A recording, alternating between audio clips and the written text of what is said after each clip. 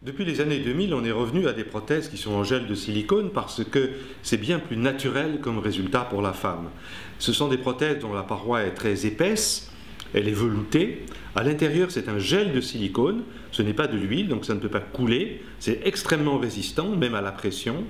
Et ces prothèses peuvent durer très longtemps à l'intérieur du corps de la femme. Autrefois, on disait changer tous les 10 ans. Maintenant, on pense que c'est de 15 à 25 ans. Et la femme, bien sûr, peut allaiter. Il n'y a aucun risque pour l'enfant.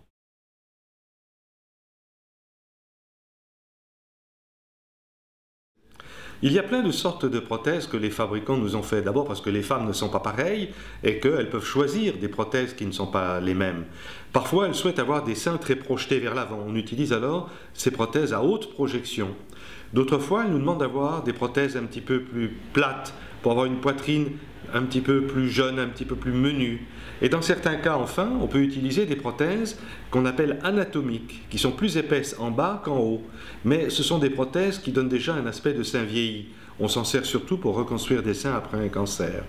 Et donc, les prothèses les plus intéressantes, à mon avis, ce sont ces prothèses à projection haute ou extra haute qui donnent un sein de femme jeune, très dynamique, et qui peuvent même un tout petit peu remonter la poitrine, nous donner l'illusion que cela se passe ainsi.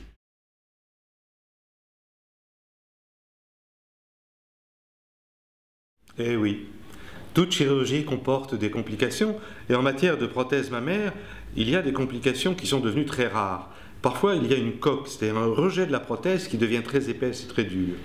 Dans d'autres cas, au contraire, on observe ce qu'on appelle des vagues, c'est-à-dire que la prothèse devient toute molle, surtout quand la patiente n'a pas beaucoup de graisse sous la peau et que la prothèse a l'impression de tomber sous la peau. Et puis, il y a des cas graves d'infection ou de différence de symétrie gauche-droite. Et donc, le total des complications fait presque 5% des cas. Et on doit en parler avec la patiente. Toute patiente doit être avertie des risques de complications. Et c'est pour ça qu'il faut avoir confiance en son chirurgien. Le but du chirurgien, c'est d'accompagner la patiente et s'il y a un souci, de le traiter.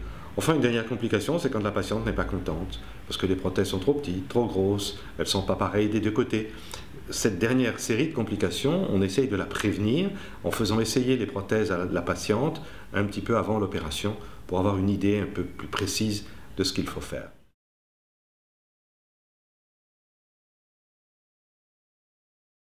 On a tendance actuellement à penser qu'on peut opérer un peu plus tôt qu'on ne le faisait autrefois. Autrefois, on disait qu'on ne pouvait pas opérer une jeune fille avant 18-20 ans, c'est-à-dire au moment donné où elle avait été sortie de l'adolescence. Or, il semble que si un complexe s'installe chez une jeune fille, même à partir de 16 ans, si elle est très plate, elle n'a pas du tout de poitrine, elle va être très gênée. Et si on voit que dans sa famille, d'autres femmes étaient comme elle, eh bien on a tendance à proposer l'opération, ne serait-ce que pour que cette jeune fille puisse mener une adolescence normale, aller à la piscine sans complexe, s'habiller pour aller à la plage, ne pas se sentir comme un garçon manqué. Et bien sûr, dans certains cas, il faudra faire appel à un psychologue. Et puis, dans tous les cas, il faudra en discuter avec la famille, la mère et le père. Ça ne peut pas être une discussion entre la jeune fille et son chirurgien. Nous ne devons pas pousser à ces opérations. Mais parfois, il faut répondre à des soucis qui sont très dévastateurs chez le jeune enfant.